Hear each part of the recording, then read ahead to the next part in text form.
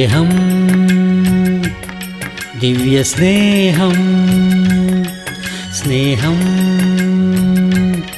ദിവ്യസ്നേഹം.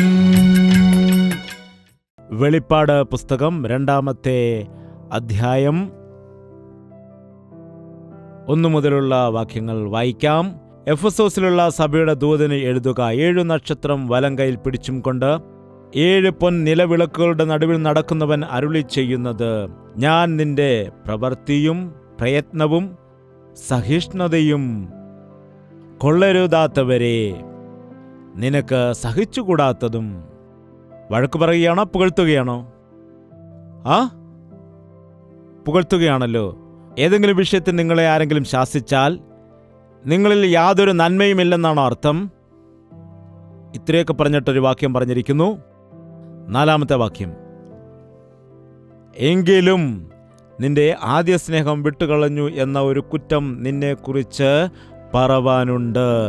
എങ്കിലും നിന്റെ ആദ്യ സ്നേഹം കുറഞ്ഞു പോയിരിക്കുന്നു എന്നൊരു കുറവ് കാണുന്നു എന്ന് പറയുമ്പോൾ അവൻ മോശക്കാരനാണ് എന്നാണോ അർത്ഥം?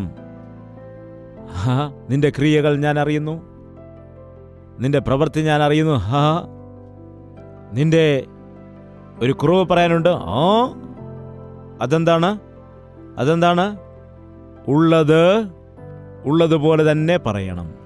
നല്ലതുണ്ടെങ്കിൽ നല്ലത്, ദോഷമുണ്ടെങ്കിൽ ഏതാണെങ്കിലും അംഗീകരിക്കുവാനായിട്ട് ദൈവത്തിൻ്റെ മക്കൾ.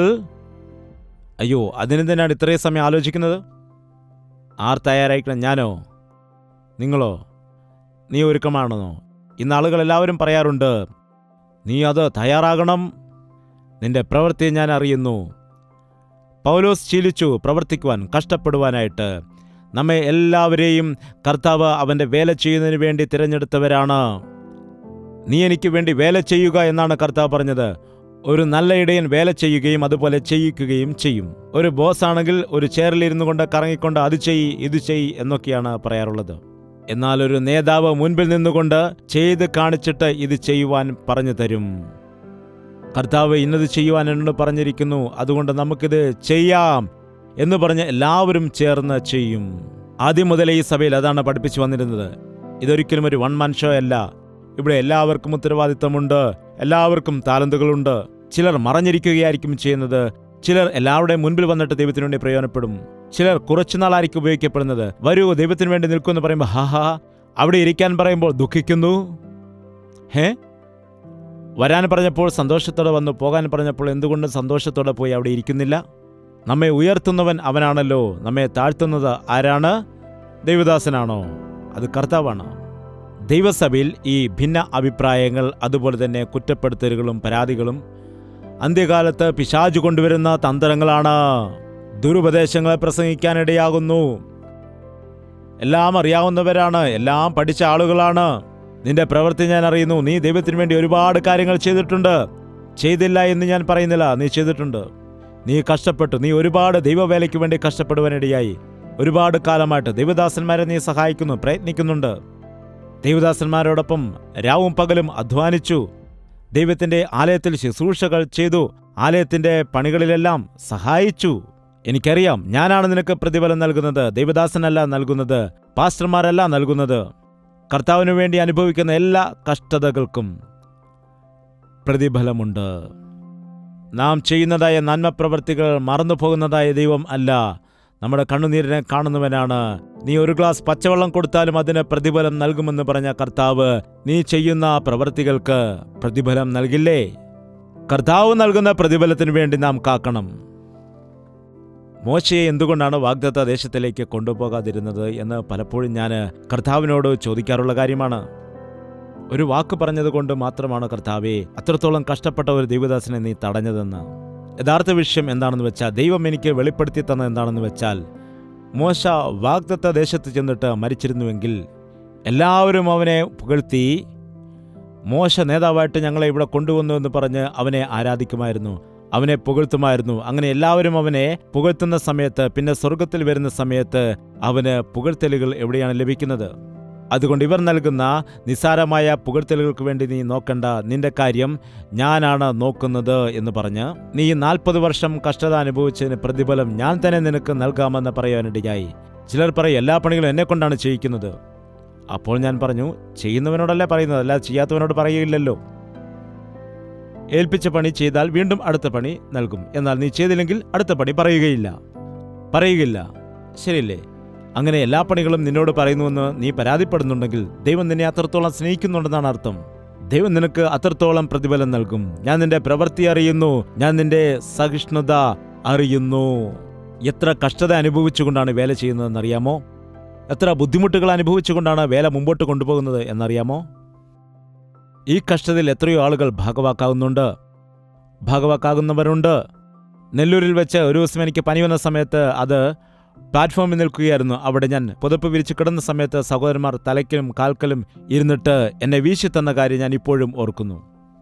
പനി കൊണ്ട് ഞാൻ ഭാരപ്പെട്ടിരുന്നതായ സമയത്ത് എൻ്റെ കൂടെ നിന്ന് എന്നെ ശുശ്രൂഷിച്ച വ്യക്തികൾ, എന്നെ സഹായിച്ചവർ, അതെ, ഈ ശുശ്രൂഷയിൽ ഒരുപാട് പേർ പങ്കുകൊണ്ടിട്ടുണ്ട്, ഒരുപാട് പേർ കഷ്ടപ്പെട്ട് സഹായിച്ചിട്ടുണ്ട്. ഇപ്പോൾ അനേകം ആളുകളും ഇവിടില്ല, പല സ്ഥലങ്ങളിൽ അവർ ആയിരിക്കുന്നു. ദൈവത്തിൻ്റെ കയ്യിൽ അവർ ഇന്ന് ഉപയോഗിക്കപ്പെടുന്നുണ്ട്. ഞാൻ നിന്റെ പ്രവൃത്തിയും പ്രയത്നവും സഹിഷ്ണുതയും അറിയുന്നു. നീ എത്ര സഹിഷ്ണുതയുള്ള വ്യക്തിയായിരുന്നു എന്ന്, നീ എത്ര ക്ഷമയുള്ളവനായിരുന്നുവെന്ന് ഞാൻ അറിയുന്നു. അതുമാത്രമല്ല, കൊള്ളരുതാത്തവരെ നിനക്ക് സഹിച്ചുകൂടാത്തതും, അപ്പോസ്തലന്മാരല്ലാതിരിക്കെ ഞങ്ങൾ അപ്പോസ്തലന്മാർ എന്ന് പറയുന്നവരെ നീ പരീക്ഷിച്ച് കള്ളന്മാർ എന്ന് കണ്ടതും. എന്താണ് പറയുന്നത്? നിനക്ക് നന്നായിട്ടറിയാം എന്താണ് ദുഷ്ടതയെന്നും എന്താണ് നന്മ പ്രവൃത്തിയെന്നും നിനക്ക് നന്നായി അറിയാം. മാനസാന്തരപ്പെട്ട ഒരു വ്യക്തിക്ക് മാനസാന്തരം എന്താണെന്ന് അറിയാമോ ഇല്ലയോ? എന്താണ്? വിശന്നിരിക്കുന്ന ഒരു വ്യക്തിക്ക് യഥാർത്ഥമായ വിശപ്പ് എന്താണെന്ന് അറിയാമോ ഇല്ലയോ? ദൈവം നന്മ ചെയ്യുമ്പോൾ ആ നന്മ പ്രാപിച്ച വ്യക്തിക്ക് ദൈവം എത്ര വലിയവനാണെന്ന് അറിയാമോ ഇല്ലയോ?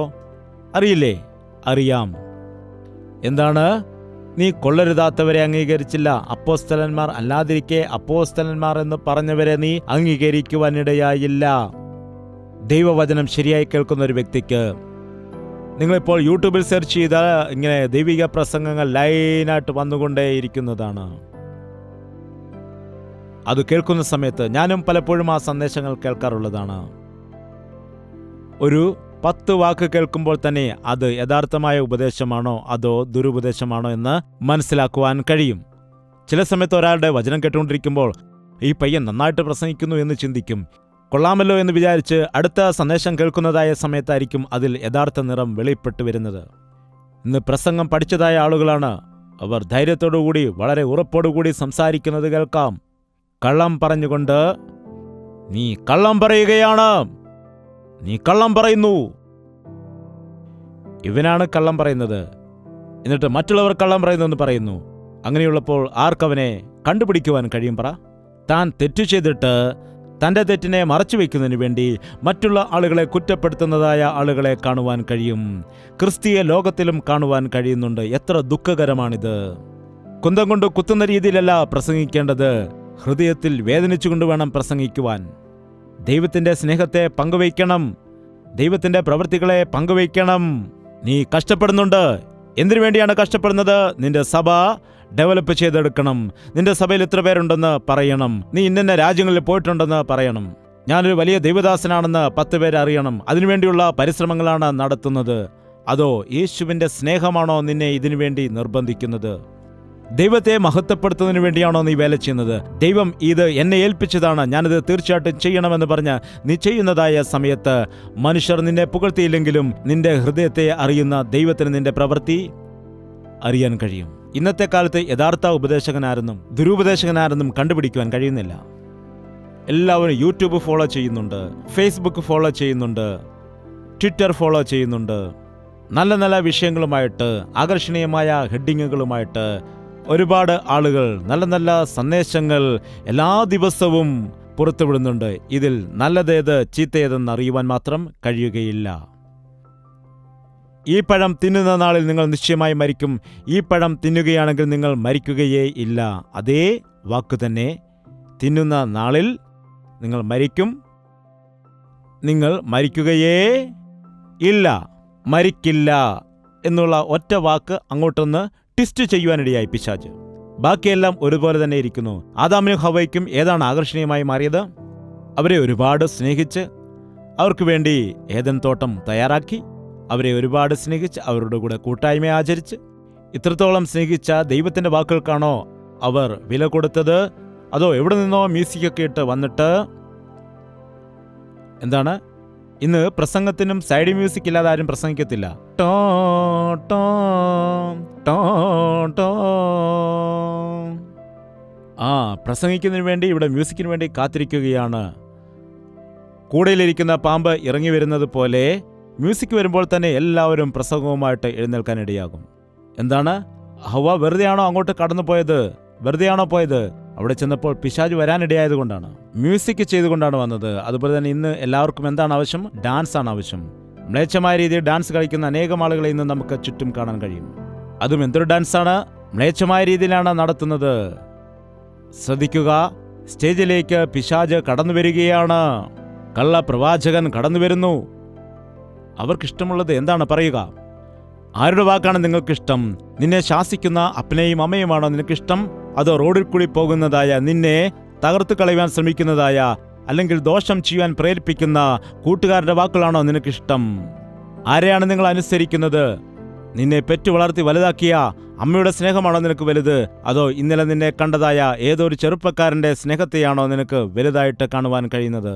കർത്താവ് ഇവിടെ എന്താണ് പറയുന്നത്? ഞാൻ വരികയും നീ മാനസാന്തരപ്പെടാഞ്ഞാൽ നിന്റെ നിലവിളക്കെടുത്തു കളയുകയും ചെയ്യും. നീ ഇരുട്ടിൽ തപ്പിത്തടയുവാൻ നിന്റെ ജീവിതത്തിന്റെ വഴി നഷ്ടപ്പെടുകയും ചെയ്യും. അവൻ വെളിച്ചം എടുത്തു മാറ്റുമ്പോൾ നമ്മുടെ മനസ്സാക്ഷി ഇരുളിൽ കിടക്കും. ഭക്തിഹീനരുടെ ജീവിതം കൂരിരുട്ടിന്റെ നടുവിൽ. നോക്കുമ്പോൾ ചുറ്റും വലിയ ഇരുട്ടാണ്. നിന്റെ കയ്യിലിരിക്കുന്ന നിലവിളക്ക് കെട്ടുപോയി. അപ്പോൾ എന്താണ് സംഭവിക്കുന്നത്? നിന്റെ ചുറ്റുപാട് നോക്കുമ്പോൾ ചുറ്റും കുറ്റാക്കുറ്റി ഇരുട്ടാണ്. അവന്റെ വെളിച്ചത്തിലാണ് നാം നടക്കുന്നത്. നീ എൻ്റെ വാക്ക് കേൾക്കുന്നില്ല എങ്കിൽ നിന്റെ വെളിച്ചം എടുത്തു മാറ്റുമെന്ന് പറയുന്നു. ഈ വർഷങ്ങളിൽ നമ്മുടെ ജീവിതത്തിൽ എന്തൊക്കെ നടക്കുമെന്ന് പറയുവാൻ നമുക്കൊരിക്കലും കഴിയുകയില്ല. അനേകം ആളുകൾ മരിക്കുന്നു, അനേക ദൈവദാസന്മാർ മരിക്കുന്നു. ഇന്ന് ഞാനും നീയും ജീവിച്ചിരിക്കുന്നുണ്ടെങ്കിൽ അതിൻ്റെ അർത്ഥം നമ്മെക്കുറിച്ച് ദൈവത്തിനൊരു പദ്ധതിയുണ്ടെന്നാണ്. നീ മാനസാന്തരപ്പെടുവാൻ അവൻ കാക്കുകയാകാം. നീ ആദ്യ സ്നേഹത്തിലേക്ക് മടങ്ങി വന്ന് ആദ്യത്തെ പ്രവൃത്തി ചെയ്യുവാൻ വേണ്ടി ദൈവം കാത്തിരിക്കുകയാവാം. എഴുന്നേറ്റ് നിൽക്കാം, പ്രാർത്ഥിക്കാം. എല്ലാവരും എഴുന്നേറ്റ് നിൽക്കാം, പ്രാർത്ഥിക്കാം. പ്രാർത്ഥന. പരിശുദ്ധനായ സ്നേഹമുള്ള പിതാവേ, ഒരിക്കൽ കൂടി ഞങ്ങളെ ദർശിക്കണമേ. സ്വർഗത്തിൽ നിന്ന് ഞങ്ങളെ കുനിഞ്ഞു നോക്കണമേ. നീ തിരഞ്ഞെടുത്തതായ നിന്റെ മക്കളെ ദർശിക്കണമേ. നിന്റെ രക്തത്താൽ കഴുകിയിരിക്കുന്ന നിന്റെ മക്കളെ നീ നോക്കണമേ. ഒരു സഭയായിട്ട് മാറ്റിയിരിക്കുന്നതായ നിന്റെ മക്കളെ നീ ദർശിക്കണമേ. ഞങ്ങളെല്ലാവരും നിന്റെ ശരീരത്തിൻ്റെ അവയവങ്ങളാകുന്നുവെന്ന്. അത് കൈയാണെങ്കിലും, അത് കാലാണെങ്കിലും, അത് വിരലാണെങ്കിലും, അത് കണ്ണാണെങ്കിലും, അത് ശരീരത്തിൽ കാണപ്പെടുന്നതായ ഭാഗമാണെങ്കിലും, കാണപ്പെടാതെ മറഞ്ഞിരിക്കുന്നതായ ഭാഗമാണ് എങ്കിലും, ശരീരത്തിൻ്റെ ജീവൻ നിലനിർത്തുവാൻ വേണ്ടി അവയവങ്ങൾ ഒരുമിച്ച് പ്രവർത്തിക്കുന്നത് പോലെ സഭയിലായിരിക്കുന്ന നിന്റെ മക്കൾ അവരുടെ ജീവിതത്തിൽ കൊടുത്തിരിക്കുന്ന ദൈവിക ഉത്തരവാദിത്തങ്ങളെ തിരിച്ചറിഞ്ഞ് അവ നിറവേറ്റിക്കൊണ്ട് ഒരുമിച്ച് പ്രവർത്തിക്കുവാൻ സഹായിക്കണമേ. നിന്റെ സ്നേഹത്താൽ ഞങ്ങളെ നിറയ്ക്കണമേ. സ്നേഹത്താലാണ് ഈ ശുശ്രൂഷ പണിയപ്പെട്ടത്. സ്നേഹം കൊണ്ടാണ് ഈ ശുശ്രൂഷ മുൻപോട്ട് പോകുന്നത്. ആ സ്നേഹം തന്നെ നഷ്ടപ്പെടുത്തിയാൽ ഞങ്ങളുടെ ജീവിതത്തിൽ ബാക്കി എന്താണുള്ളത്? ആദ്യ സ്നേഹത്തിലേക്ക് ഞങ്ങളെ കൊണ്ടുവരണമേ. ആദ്യ സ്നേഹത്തിലേക്ക് കൊണ്ടുവന്നാട്ടെ. പരിശുദ്ധാത്മാവിന്റെ ശക്തിയാൽ എല്ലാവരുടെയും ജീവിതത്തിലേക്ക് യേശുവിന്റെ സ്നേഹത്തെ നീ പകരണമേ. നിന്റെ വരവോളം കാത്തിരിക്കുന്ന സഭയായിട്ട്, നിന്റെ വരവിൽ എടുക്കപ്പെടുന്നവരായി നിത്യരാജ്യത്തിൽ നിന്നോടൊപ്പം വസിക്കുവാനുള്ളതായ മഹാഭാഗ്യം ഞങ്ങൾ ഈ വചനം കേൾക്കുന്ന എല്ലാ വ്യക്തികൾക്കും നൽകുമാറാകണമേ എന്ന് യേശു ക്രിസ്തുവിന്റെ നാമത്തിൽ അപേക്ഷിക്കുന്നു പിതാവേ. ആമേൻ.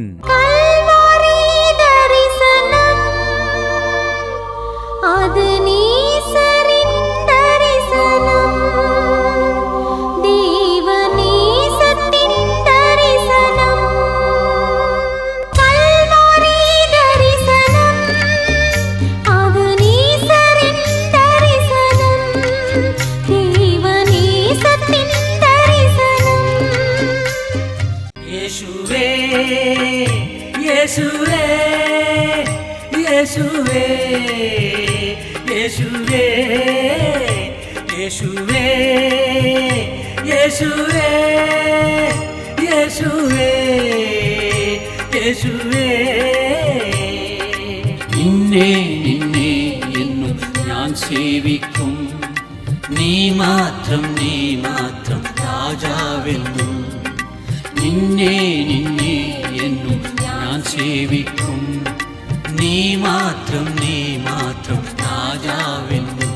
യേശുവേ യേശുവേ യേശുവേ യേശുവേ യേശുവേ യേശുവേ യേശുവേ യേശുവേ യേശുവേ യേശുവേ യേശുവേ യേശുവേ യേശുവേ യേശുവേ